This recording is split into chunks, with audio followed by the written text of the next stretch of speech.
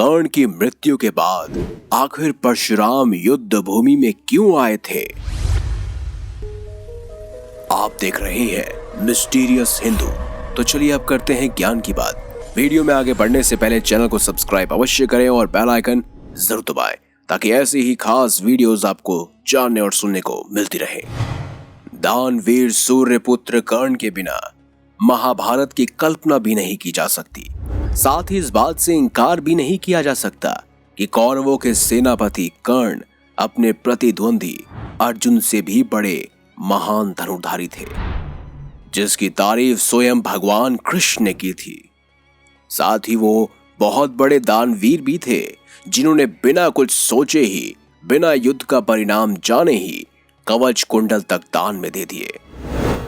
लेकिन कहते हैं ना कि कुसंगति का असर अक्सर घातक होता है, और ये कर्ण की दुर्योधन से मित्रता का ही परिणाम था। इसके कारण उन्होंने कई गलतियां की, जिसने कर्ण को महाभारत के युद्ध में कमजोर बनाया, बल्कि अंत में ये कर्ण की मृत्यु का कारण भी बना।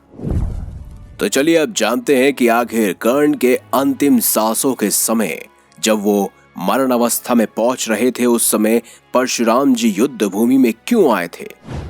हम सब ये जानते हैं कि भगवान परशुराम ने कर्ण को श्राप दिया था। श्राप की कथा भी आप जानते ही होंगे। दरअसल कर्ण ने गुरु द्रोणाचार्य के पास पहुंचकर उनसे ये झूठ कहा था कि वो एक ब्राह्मण पुत्र है, जबकि वो एक सूत पुत्र थे, और उन्होंने इसी छलावे, इसी झूठ की वजह से उनसे शिक्षा प्रदान की थी। जिसके बाद अंत में परशुराम जी को जब सच्चाई का आह्वान हुआ, तो उन्होंने कर्ण को श्राप दे दिया कि एक पल युद्ध भूमि में ऐसा भी आएगा जब कर्ण उनकी सारी की सारी शिक्षा और दीक्षा भूल जाएंगे।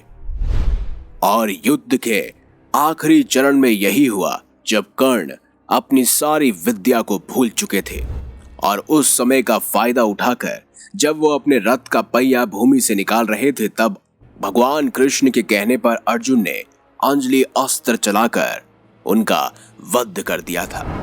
महाभारत की रणभूमि में जब कर्ण अपने आखिरी समय में थे, तब भगवान परशुराम उनके पास आए और उनसे कहने लगे, इसी दिन के लिए तो मैंने कर्ण तुम्हें श्राप दिया था।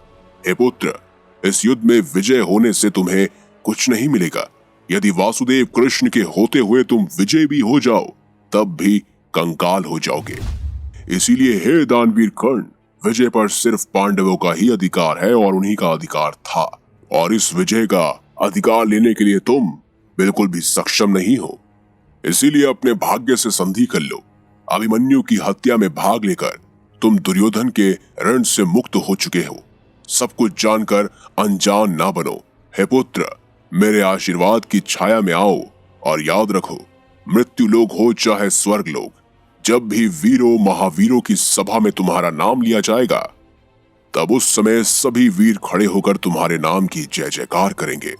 द्वापर युग से लेकर कलयुग के अंत तक तुम्हारे विजय गाथा और तुम्हारे ऐश्वर्य की कीर्ति का बखान होगा।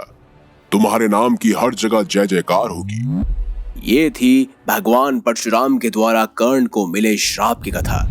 साथ ही युद्ध भूमि में पहुंचकर परशुराम ने उनसे यही कहा था। आपके अनुसार कर्ण आखिर कितने महान धनुर्धारी थे? कमेंट बॉक्स में हमें जरूर बताएं। और साथ ही अगर ऐसी ही खास वीडियो आप कर्ण के विषय में और चाहते हैं, तो कमेंट बॉक्स में हमें जरूर बताइएगा। वीडियो अगर आपको अच्छी लगी है तो लाइक करें, चैनल को सब्सक्राइब करें, और देखते रहिए संपूर्ण ज्ञान का केंद्र बिंदु मिस्टीरियस हिंदू।